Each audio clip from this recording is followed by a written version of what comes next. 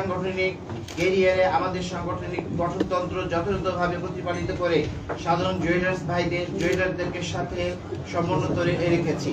নিজেদের জ্ঞান মাল নিয়ে জুয়েলারদের পাশে ছিলাম, আছি এবং থাকবো। সময় এসেছে আপনাদের সাথে এই জুয়েলারি শিল্পকে অশুভ চক্রের হাত থেকে মুক্ত ও রক্ষা করার।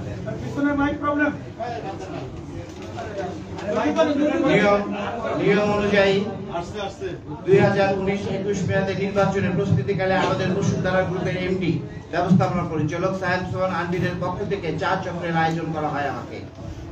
আমাকে জিম্মি করে বলা হয় এবং জোর করে বাজেট সভাপতি পদ থেকে নির্বাচন না করে তাকে বাজেট সভাপতি করার জন্য আমাকে চাপ প্রয়োগ করে।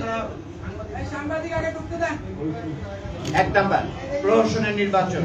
এরই ধারাবাহিকতায় বাজেটের গঠনতন্ত্র বাণিজ্যিক সংগঠনের নীতিমালা লঙ্ঘন করে অনাকাঙ্ক্ষিতভাবে আজ্ঞাবহ একটি নির্বাচন কমিশন গঠন করে কোন ধরনের প্রতিযোগিতার সুযোগ না রেখেই তার নিজ বাসভবনকে নির্বাচনী কার্যালয় বানিয়ে এবং সাধারণ প্রার্থীদের নমিনেশনের কেনার সুযোগ না দিয়ে সাহেব সুমান আনবির নিজেকে সভাপতি ঘোষণা করেন।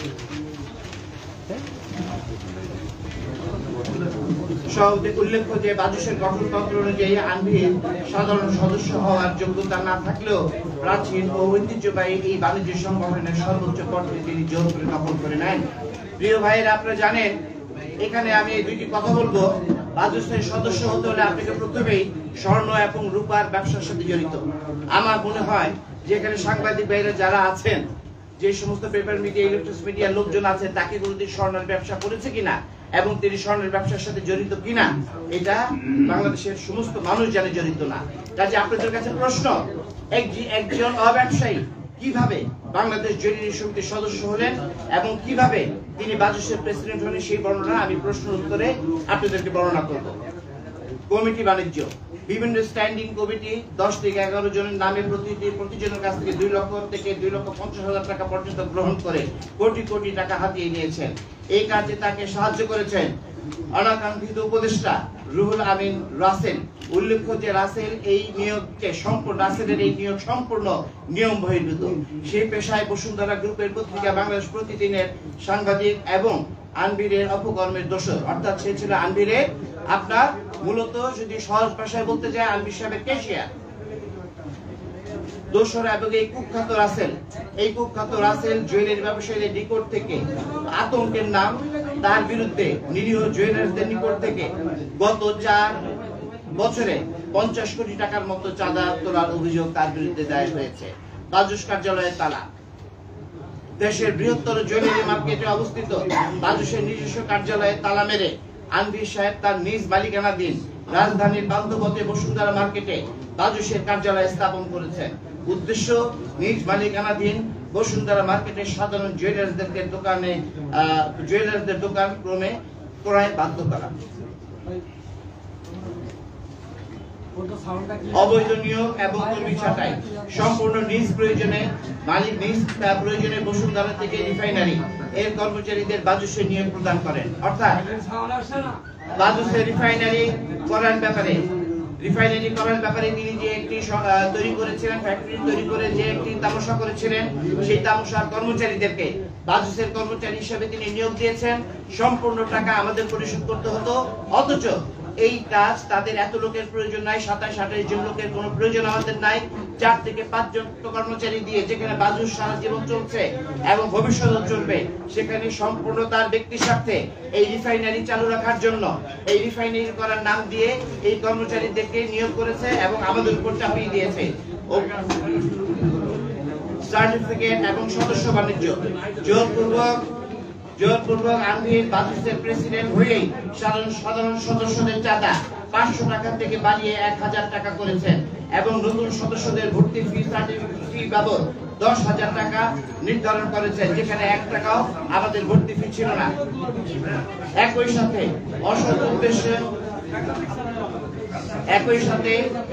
উদ্দেশ্যে সদস্য হওয়ার অযোগ্য ব্যবসায়ীদের টাকার বিনিময়ে বাজেটের সদস্য করেন এবং বিভিন্ন মতাবলম্বীদের অন্যায়ভাবে বাজেট থেকে বহিষ্কার করেছেন। স্বর্ণের দাম এবং স্বর্ণ বৃদ্ধি। নিজের ব্যবসা প্রতিষ্ঠানের কথা চিন্তা করে, অর্থাৎ উনি যে গোল্ড রিফাইনারি করবেন সেই রিফাইনারির কথা চিন্তা করে এদেশে আন্তর্জাতিক বাজার দর উপেক্ষা করে স্বর্ণ এবং স্বর্ণের দাম নির্ধারণ করেছে। এতে স্বর্ণের দাম সাধারণ ক্রেতাদের নাগালের বাইরে চলে যায় এবং ব্যবসায়ীদের বেচা কেনায় মারাত্মক প্রভাব পড়ে। উদ্দেশ্য পরবর্তীতে নিজের প্রতিষ্ঠান বসুন্ধরা গোল্ড এবং রিফাইনারি থেকে উচ্চ মূল্যের গোল্ড বিক্রয় করা এবং পথ সুগম করা। এছাড়া সিন্ডিকেটের মাধ্যমে গোল্ড বুলিয়ানদের কাছ থেকে কমিশন নিয়ে গোল্ডের দাম বৃদ্ধি করা ছিল তার একটি অসৎ উদ্দেশ্য।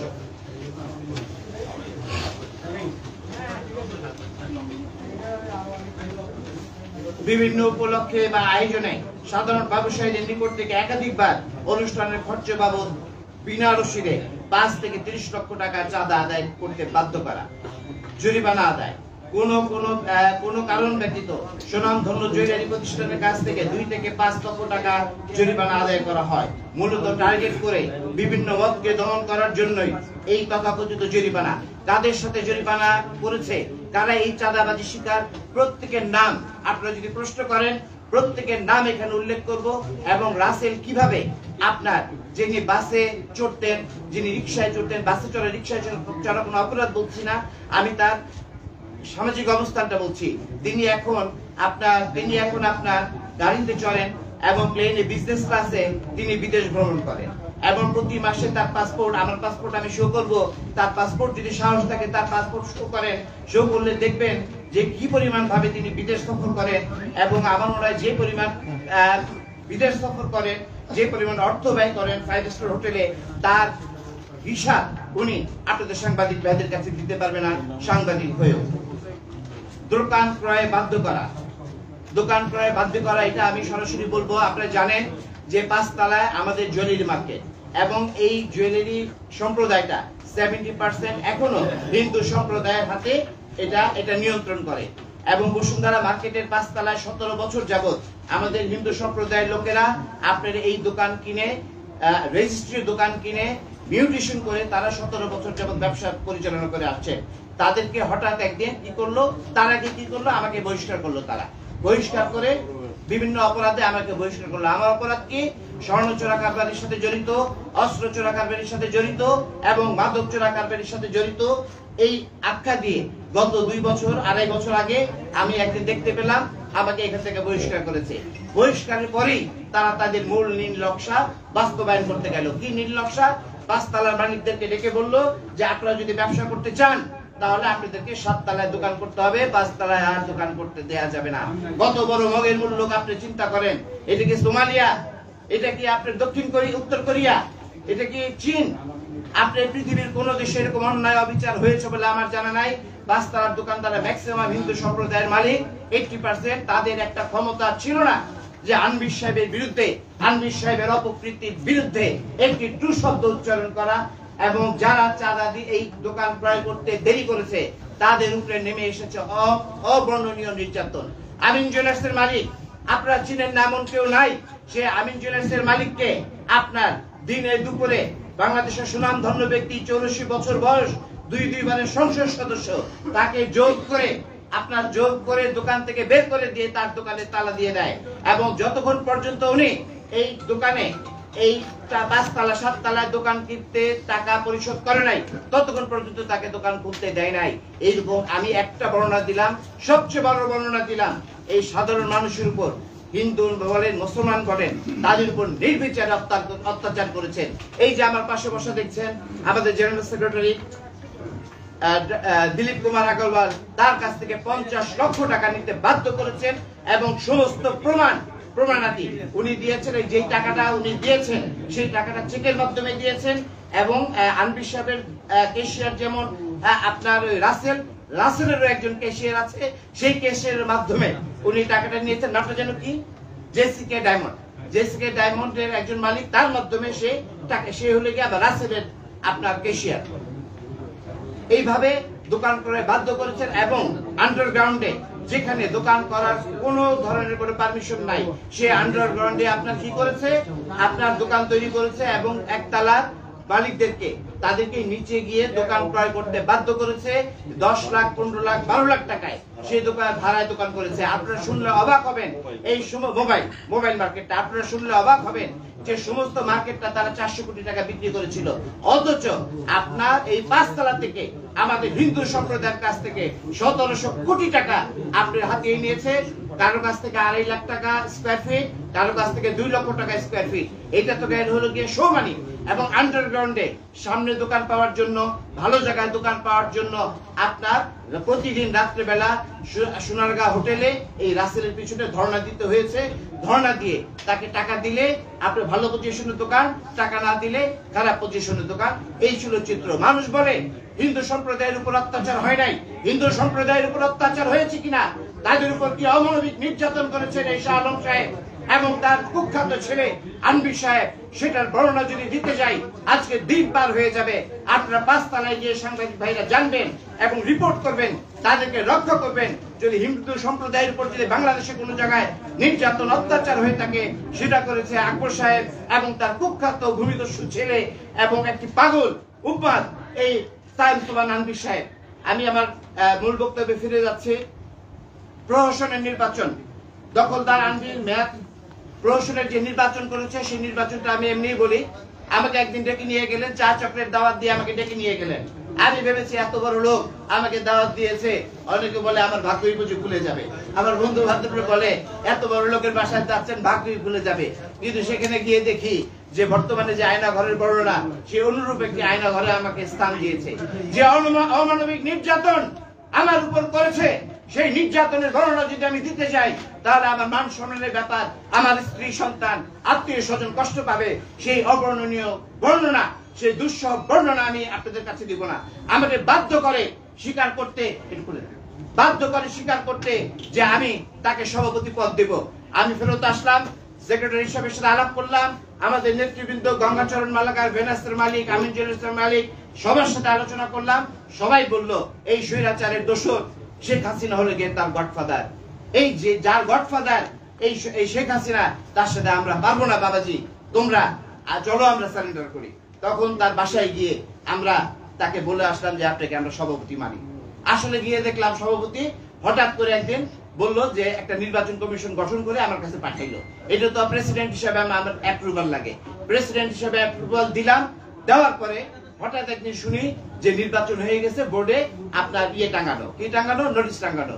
আবার সৌভাগ্যক্রমে সেই নির্বাচনে আমিও একজন আপনার 2 নম্বর সদস্য আমাকে করলো সৌভাগ্যক্রমে। তারপর বললাম প্রেসিডেন্ট কই, কোনো মিটিং এ প্রেসিডেন্ট দেখি না। তারপর দেখি যে আসলে আপনার ওই দামি প্রেসিডেন্ট এখানে নিয়োগ করেছে।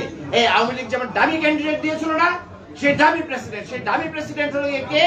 এই রাসেল হলো যে আপনার দামি প্রেসিডেন্ট। সে আমাদেরকে নিয়ন্ত্রণ করে। আপনি যত বড় সাংবাদিক হন, আমি একটি জুয়েলারি সমিতির সভাপতি, আপনি আমাকে নিয়ন্ত্রণ করতে পারেন না, আপনি আমাকে উপদেশ দিতে পারেন না, আপনি আমাকে হুকুম দিতে পারেন না। আমি তার নির্দেশ মানি নাই। রাসেলের নির্দেশ না পাওয়ার কারণে আমার উপর নেমে এসেছে অমানবিক নির্যাতন এবং অত্যাচার। তারপর কি করলাম, হঠাৎ একদিন ভেনাস জুয়েলার্সের মালিককে নিয়ে আমি এয়ার অ্যাম্বুলেন্সে করে আমি ব্যাংকক নিয়ে গেলাম।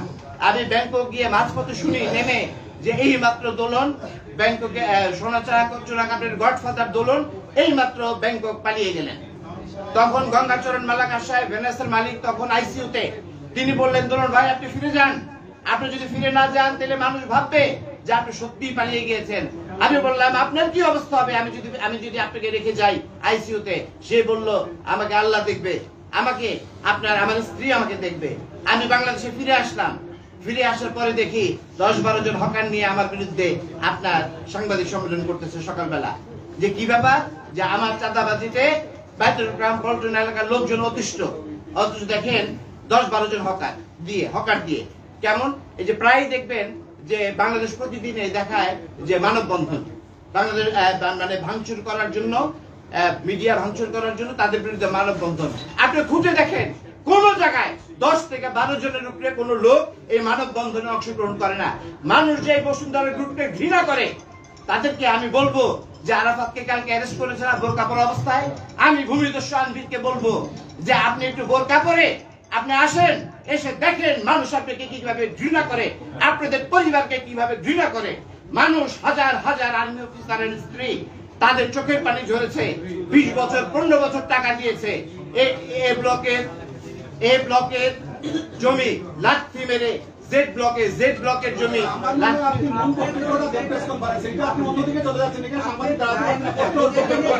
আচ্ছা, আমার বন্ধুকে মানুষের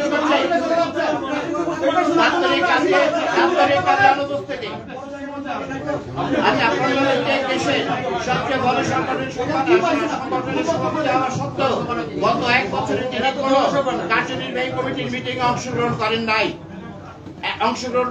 এবং বাজেটের হয়ে সরকারের কোন মন্ত্রণালয় বা সংস্থার মিটিংয়ে তিনি অংশগ্রহণ করেন নাই।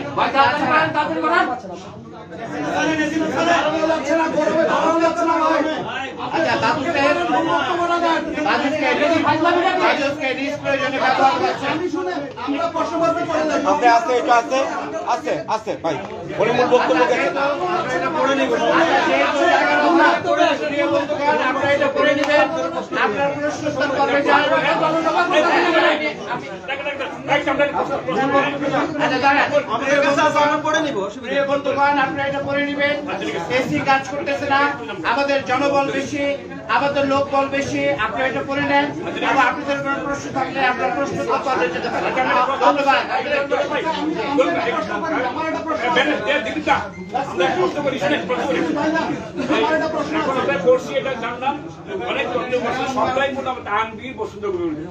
আমাদের প্রশ্ন, আপনার তো গত দীর্ঘদিন যাবত আওয়ামী